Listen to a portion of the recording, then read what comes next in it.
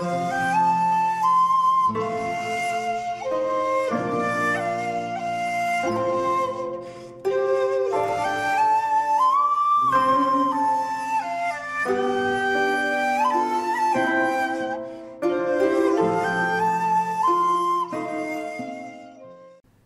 there, this is Solitary Ronan from Solitary Ronan Films, and welcome to another episode of Neglected Gems.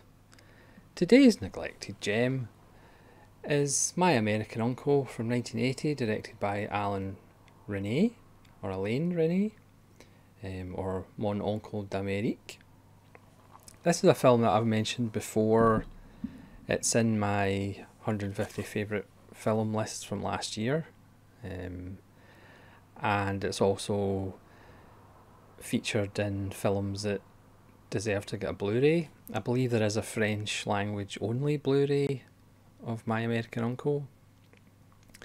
This is a film, the first time I saw it, absolutely blew me away, and it's what I consider probably my favourite Resnais film, and that's saying something, with Night and Fog and Last Year in Marienbad and Hiroshima Mon Amour.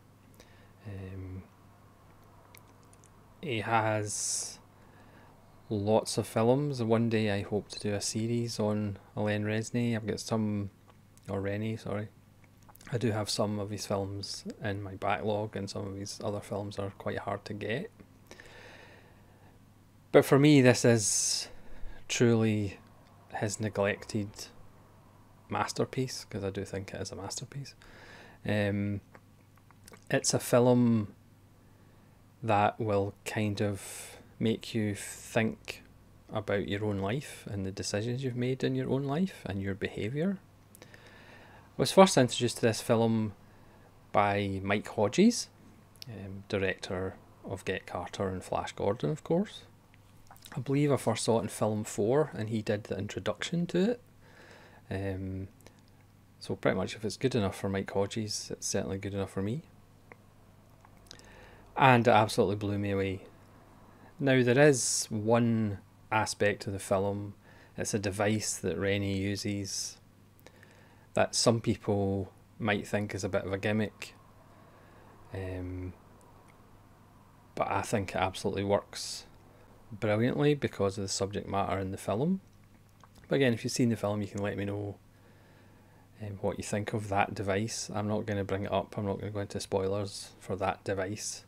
The pictures that I've used for the background avoid the device, because it would be a total giveaway if I actually put a thumbnail of the device that he uses. So let's get to the film.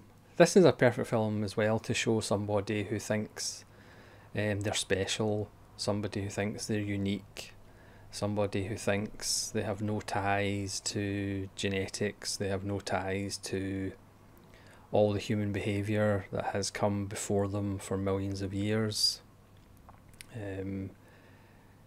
Because this film is almost like a lab experiment where we just see human behaviour, but it's done in such an amazing way that just works brilliantly. It stars Gerard Depardieu, Nicole Garcia, Roger Pierre, and there's a fourth character who is Professor Henri Laborie. So the film starts with a beating heart and the phrase, "a being's only reason for being is being." I'll let that percolate for a second. And it is essentially, like I say, a biological experiment on human behaviour. Now, if this sounds really dry and dull, don't be put off by like the first 10-15 minutes where you're given lots of information, because the film is funny and moving in places. And again, it will make you think about your life. Because even I, who considers myself on the edges of society and not really, I don't really tend to involve myself in society as much as possible, you still see behaviours that I have done, and certainly I would think the people who watch the film, despite, you know, some people might have the denial that, again, they're special, they're unique. You're not really that unique as far as human behaviour. So the film starts with the fourth character, the professor, telling us about biology, telling us about the brain, you know, the reptile brain, the memory brain, the creative imagination part of the brain. I should say this was made in 1980, so 40 years later, some of the science has kind of moved on a bit and has been a little bit more developed. You know, they talk about mental illness and things like that. So the science has kind of moved on a little bit, but the fundamentals are there as far as trying to explain why we do the things we do, whether it's instinct or learned behaviour, or again, the creative imagination, the imaginative side of the brain.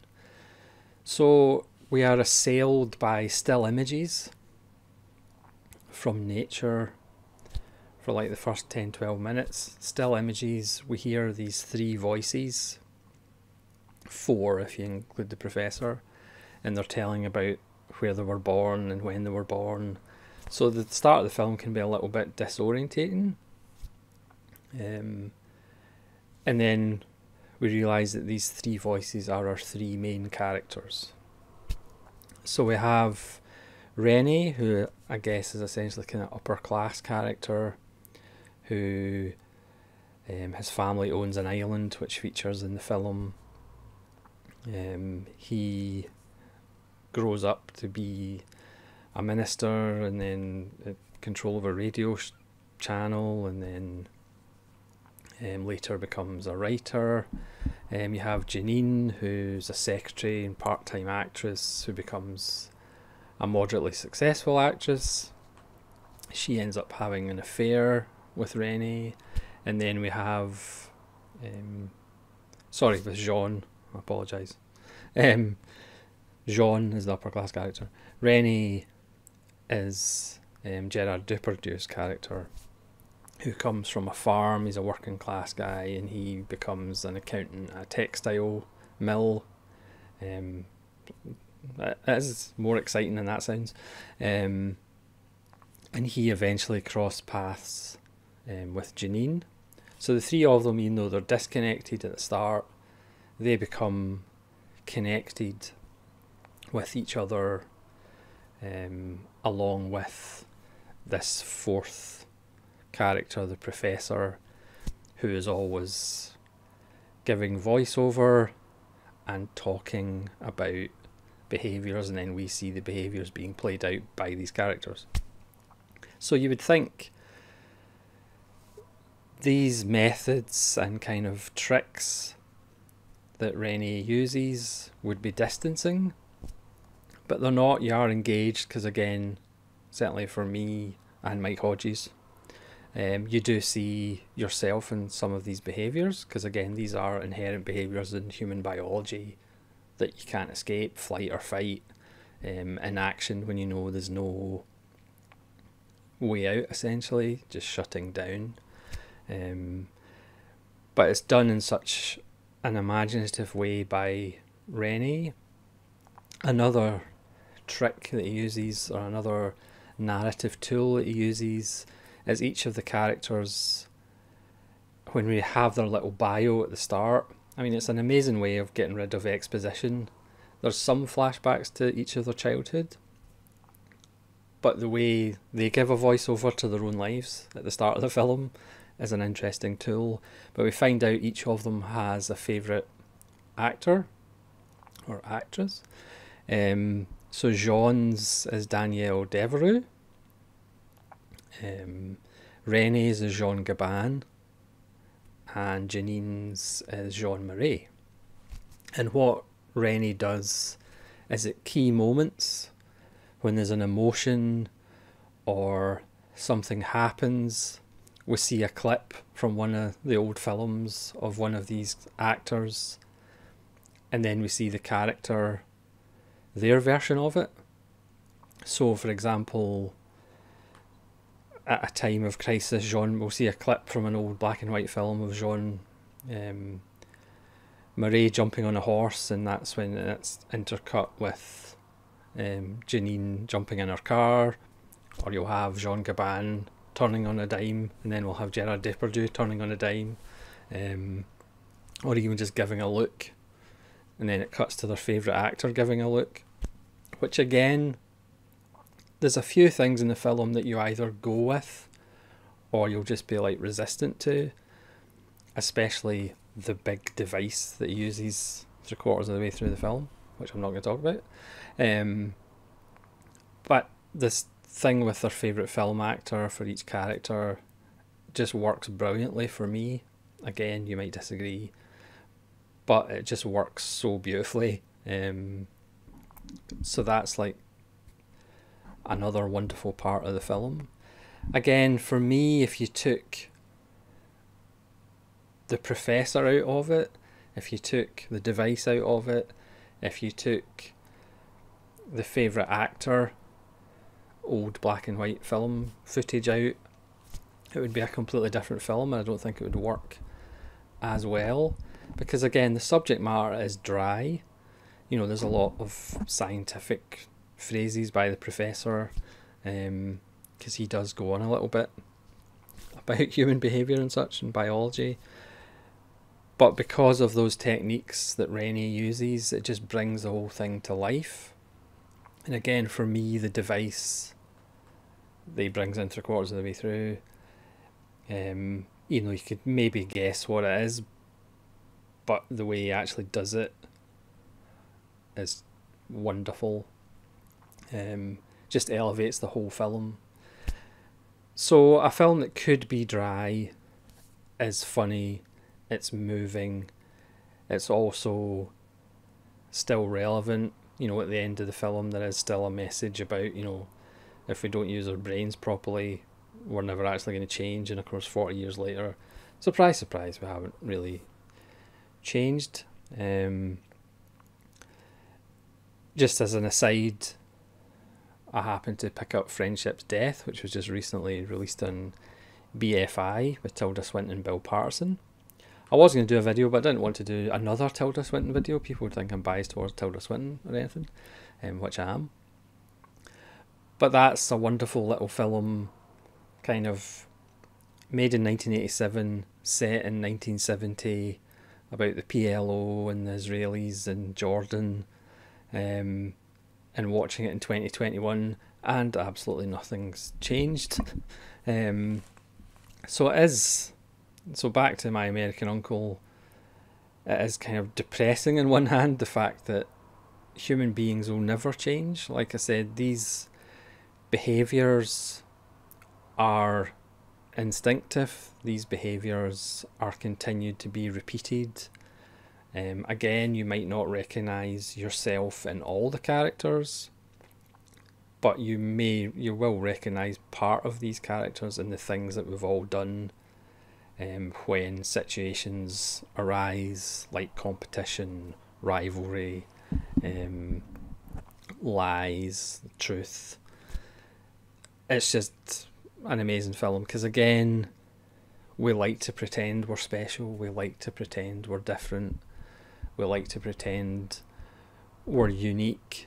It was funny, a few years ago there was a clothes shop in Glasgow called Unique, and it's like, yeah, it's called Unique, but you want everybody to dress the same. It's like, that's kind of not the definition of unique. But again, generations come up thinking they're different, they're smarter than the last generation, you know, they're funnier than the last generation, they won't make the same mistakes as the last generation, and of course we just do generation after generation after generation, because that's what human beings do. So it is a film that will make you think, whether you like it, the film, or don't like the film, it will make you think. Resnais has always kind of played with form whether it's documentary, whether it's Last Year in Marion Bad, whether it's Hiroshima Mon Amour, whether it's Muriel. And in this one again, he plays with, there's some devastating axial cuts at the end of the film, uses still images. He obviously, he uses the device or gimmick, which are either going to love or hate probably. We see scenes that we've seen earlier in the film, but just shot with the slight adjustment.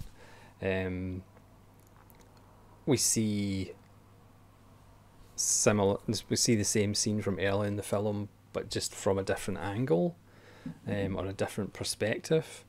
So he's always playing with all these tools and tricks, and it just elevates the whole film. He is a really interesting director. Like I say, once I get my hands in some more of his films, I really would like to do a season on him, because again, I think he is really underrated.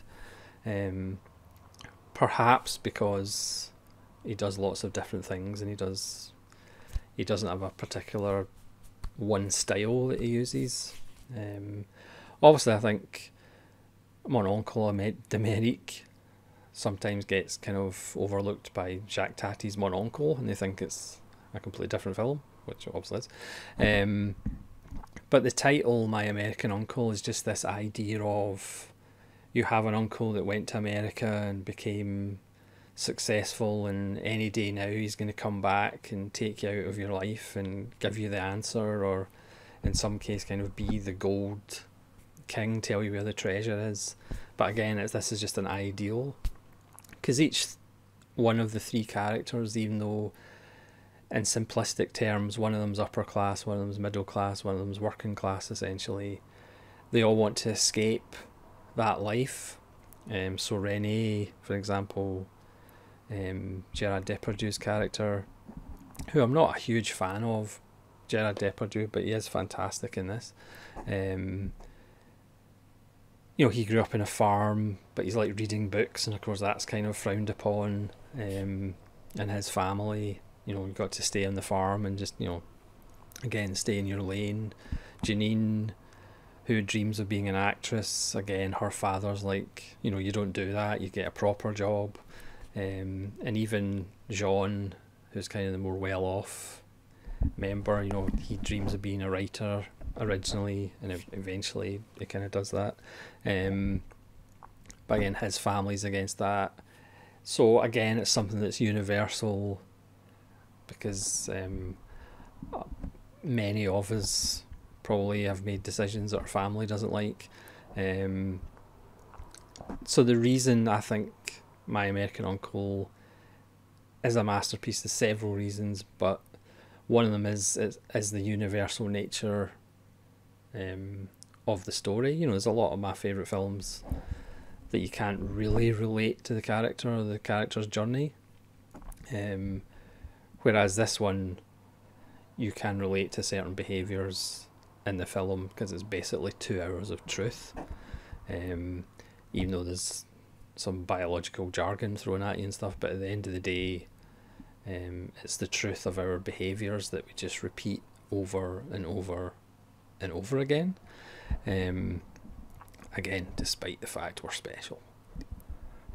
Also, there's a link to nature and the animal world. There's always like footage of animals in the film as well, and that link, because again, human beings have this superiority over the animal kingdom in their heads, but when you really get down to it, a human being is no more important in the universe than a blade of grass or a grain of sand.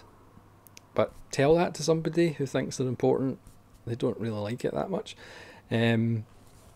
So this is an amazing film. It's fairly hard to get on DVD, but I would highly recommend trying to pick it up. Like I say, I think there's a French only language Blu-ray, which if it doesn't come in Blu-ray very soon, I might just pick up anyway. I have a smattering of French, just not when people talk fast. It's an amazing film. Again, the tricks or gimmicks, if you want to be cynical about it, that Renee uses I think just make the film more palatable. Like I said, it's not as dry as you might think from hearing this poor description of it. But it's just wonderful. The use of still photos, the use of voiceover really works. The use of the device, the use of repeating scenes just from different angles, the use of each character's favourite film actor really works. For me, it has an interesting score that's unobtrusive, but it's still pretty interesting. It's just a phenomenal film that will make you think, and you can't really say that about all the films you see in your life. So thanks very much for watching this neglected gem. Let me know in the comments if you've seen Mon Oncle d'Amérique and what you think of it and where you would rank it in Resnais's filmography. And thanks very much for watching, and hopefully you'll join me for more neglected gems videos. I don't do them very often, but every now and again I'm compelled to. So that's My American Uncle. Please go and check it out. And if you don't believe me, Mike Hodges says so as well. And he directed Flash Gordon, one of the grittiest documentaries ever made. Certainly the greatest gritty documentary on life on Mongo. So thanks so much for watching. This is Solitary Ronin from Solitary Ronin Films, saying farewell.